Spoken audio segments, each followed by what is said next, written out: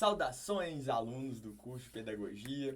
Bem, assim como fiz no curso de Educação Física, o método que eu utilizei para essa revisão Fast Track foi uma análise de todas as questões das provas anteriores e a compreensão daquelas que apareciam com maior frequência ou cujos os eixos temáticos apareciam com maior frequência. E nós tivemos a educação inclusiva como a mais recorrente, o mais repete, políticas públicas de gestão. A gente discute muito essa questão da educação como um bem público. O segundo elemento, e coincidentemente casa, né, com os conteúdos gerais. Então, assim, eu sempre falo que é uma prova bem política. A educação do campo, a educação infantil, obviamente, né, por ser o único curso que vai tratar em profundidade dessas questões, e a educação do campo, tá? Bem, sobre a educação especial e inclusiva. Então, é importante a gente entender alguns elementos associados à inclusão que passa muito pela dimensão, eu vou citar brevemente, o, os referenciais de qualidade da educação infantil que foram alterados ano passado, então é importante mencionar isso também. As relações étnico-raciais, que trabalhar a nossa origem étnica, nossa origem sócio-histórica, tem sido muito recorrente, eu trouxe até questões sobre isso. E também a dimensão de gênero e sexualidade. Pessoal, repetindo, aqui não é a visão do professor Brendel e não é a visão de vocês. Entendam que essa prova é uma prova do governo e o governo ele tem uma compreensão daquilo que ele acredita que deva ser ou não deva ser. E quando eu falo governo, qualquer governo, tá? Então, a gente precisa ir, né, o que eu estou falando aqui nesse momento é uma fala de para atender ao avaliador. Aqui nem os meus e nem os de vocês, né, valores políticos, etc., vão contar. Né? E aqui assim, eu não quero problematizar, é somente mesmo fazer a prova da melhor forma possível. Tá? Bem, dentro da educação especial, não, agora é educação inclusiva, né? Temas essenciais que eu acredito que vão ser trazidos. Primeiro, a questão do atendimento educacional especializado, né? Então, assim, porque antigamente a gente tinha a APAE, a gente tinha a questão de isolar o aluno portador com deficiência, e esse aluno ele precisa, na verdade, ele ser integrado, porque na sociedade a ideia da inclusão é que ele seja inserido, que a sociedade consiga operar plenamente com todos os indivíduos em todos os seus espectros, né, em todas as suas perspectivas, tá? Então, é importante citar documentos assim para que fiquem lembrados, como a resolução do Conselho Nacional de Educação, sala de recursos, que inclusive assim na nossa, muitos de vocês têm essa memória ativa, essa vivência ativa, né, por causa do nosso caso aí da escola, da faculdade, a questão de ter a sala de recursos, a lei de atendimento e inclusão da pessoa com transtorno do espectro autista, mudanças como, por exemplo, não se fala mais de descalculia, né? A própria terminologia pessoa com deficiência. Por favor, pessoal, não escrevam na prova deficiente ou pessoa especial. Especiais todos nós somos, mas na verdade o termo correto, definido em convenção, que as pessoas com deficiência foram lá para Genebra e definiram a nomenclatura mais adequada por meio de congresso, é pessoa com deficiência, ok? Bom, como eu falei anteriormente, Libras é o segundo idioma oficial brasileiro, tá? A questão da prática crescente de Libras como um conteúdo que instrua e seja praticado, e não somente como algo para cumprir tabela do currículo. Muito importante essa dimensão, né, houve alteração recente também da política de ensino de relações étnico-raciais, cidadania e diversidade, tá?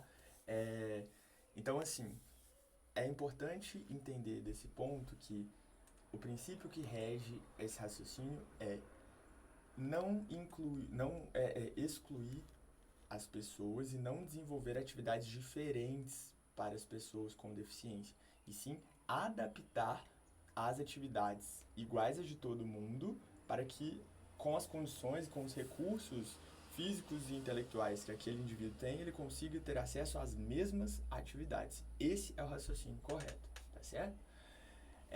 Bom, políticas públicas e gestão democrática, a gente tem a questão igual eu falei, a principal meta do Plano Nacional de Educação que nos atinge é a questão da universalização da pré-escola e da ampliação das creches, né? E que nós não conseguimos alcançar essa meta. Inclusive, deixa eu ver se eu consigo abrir aqui para vocês. Acho que isso aqui é importante. PNE. Só que eu não vou perder muito tempo com isso não, tá? Eu vou só mostrar para vocês aqui em relação à meta 1, que eu acho importante trazer PNE, painel de monitoramento.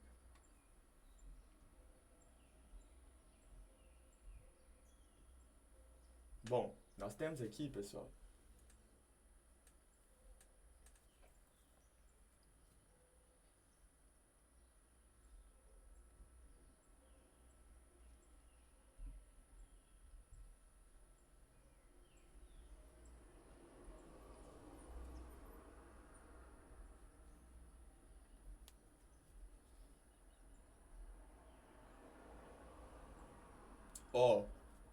notícias mais recentes, educação bilíngue de surdos, é até bom a gente trazer aqui,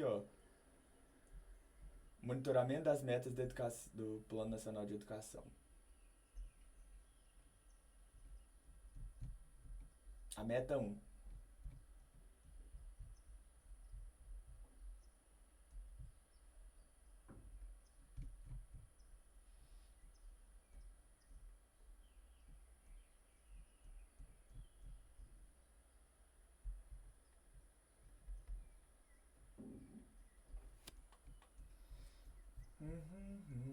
Aqui, ó.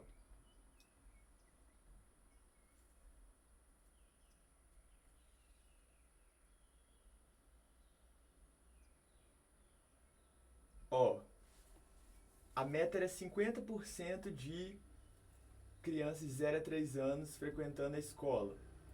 Nós ficamos, no último resultado, em 37,3%.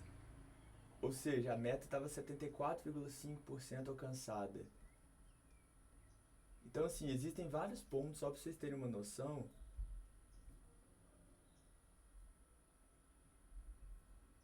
Vamos descer aqui, se eu tenho Aqui, ó.